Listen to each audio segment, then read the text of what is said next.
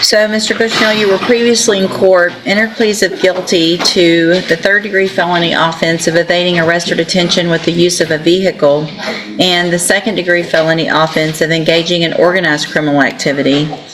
Those were for agreements of a 10-year probation deferred in each of those cases. I have received the pre-sentence report. Has everyone had an opportunity to review that report? Yes, Your Honor. Are there any additions or corrections to the report? 21 jail incident reports before sentencing. Let that sink in.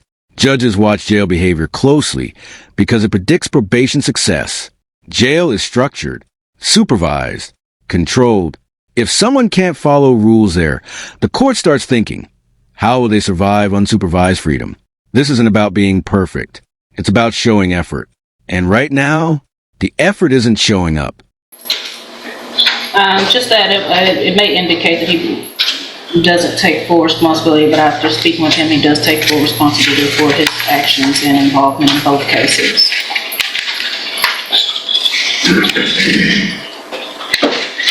I've also reviewed jail incident reports. Have you both been given a copy of those? Yes, Your Honor. So you're 17 now? Yes, ma'am. I don't think he turns 18 until... December 26th.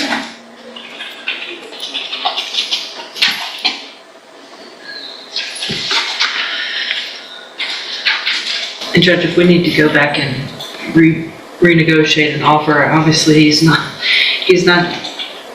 even out of custody yet, and this is how he's acting. Well, and Your Honor, obviously due to his age, I want him to have the opportunity to get his life together, obviously not going into adulthood with felony convictions. I have preached to him the importance of following the rules and not... you can't do it, can you? I can't. You cannot. 21 incident reports since January 25th of this year. 21.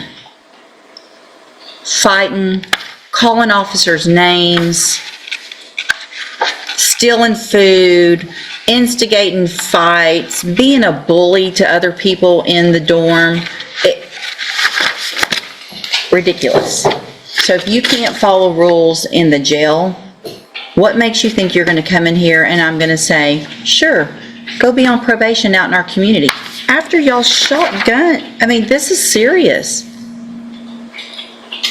I'm tired of the shootings. I'm tired of people, you could have killed somebody. And because you accidentally didn't kill somebody, you get to get a probation. Not today. If I could send you to ISF, I would consider it. I can't. At this point, I'm going to reject the plea agreements. We will set the cases for a review in about 30 days. Let's see where we are, go over his options, y'all talk. If I can always do, upfront time, but we've got to get to a certain point where that would make sense. And so at this time, I'm just going to reset the cases. Again, I'm rejecting these plea agreements. And let me tell you, you get more of these, it's only going to get worse. That, not today from the judge, that's courtroom language of the deal just evaporated. Judges absolutely have the authority to reject plea agreements if they believe it doesn't protect the public or reflect accountability. When she brings up shootings and community safety, she's widening the lens. This isn't just about one teenager anymore. It's about whether releasing him sends a wrong message to everyone else watching. To see him. A jury's probably going to see him if you, not probably, a jury will see him if you go to trial. And you're going to end up in prison for up to 20 years because you can't follow the rules in our jail and you're acting like a little punk. So go stop acting like a punk, prove that you can behave, then we'll see what happens. When you come back next, I'll see how many of these I have. Go back with the bailiff. All right, you're Christopher Bushnell? Yes, ma'am.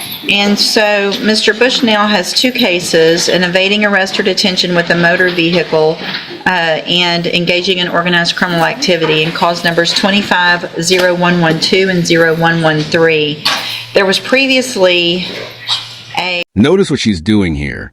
She's not slamming the door completely. She's resetting for 30 days. That's a final test. Translation. Prove to me you can act right for 1 month. That's it. 1 month of discipline.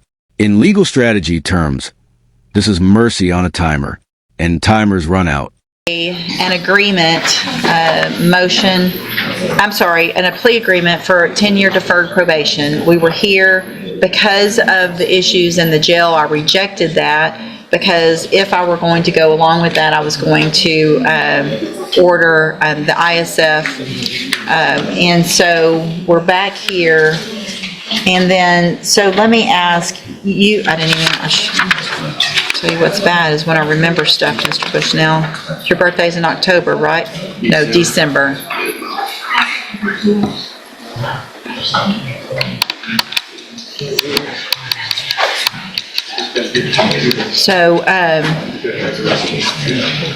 So we're getting close, but here's the problem, Mr. Bushnell. So you were here May 6th, right?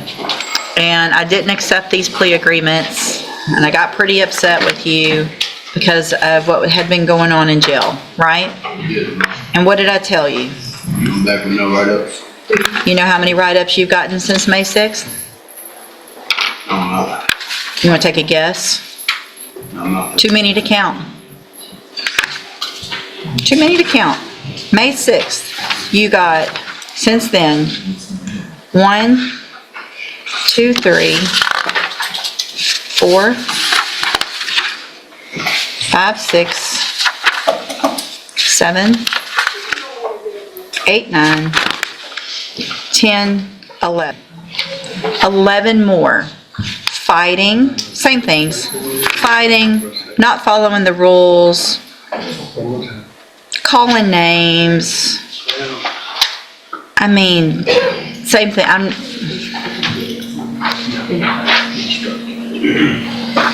You don't like following rules, do you? I do. You do? Yes, ma'am. What part of calling a correctional officer the names that you've been calling is appropriate? It's not. It's not. So why would you keep doing it after I told you? I told you. 11 more write-ups. After being told specifically, no more write-ups. This is where credibility collapses. In court, credibility is currency. When a judge gives you a clear instruction and you ignore it repeatedly, the court shifts from rehabilitation mode to accountability mode. And accountability mode comes with heavier consequences. Go, just be good for a month. 1 month, be good, follow the rules. And it's one thing if you've got another inmate running up on you fighting and that was your excuse. But it's not. I'm not accepting any plea agreements. If the jury wants to see all this and give you probation after that, that's going to be up to them. I'm not doing it. Go back with the bailiff. We'll set your case for, well, let me do this. Ms. Holmes has been appointed as your attorney, and she's one of the attorneys who handles a lot of cases for me as a court-appointed attorney. What I can do is release her and appoint a new attorney who can begin preparation for trial. Do you want me to do that? Or do you want to keep Ms. Holmes? All right, Ms. Holmes, get ready for trial. And let me tell you what you're doing. You're making her job hard. She's trying to help you. I wanted to try to help you. If you came in today and didn't have all this nonsense, I'm looking at it over and over, calling them the B word, not doing what you're supposed to, saying, I don't care, write me up, I don't care. If you don't care, then I don't care. Because I tried last time when we had this conversation. So your case is going on the trial docket, and again, we'll let a jury decide what to do with you. Go back with the bailiff.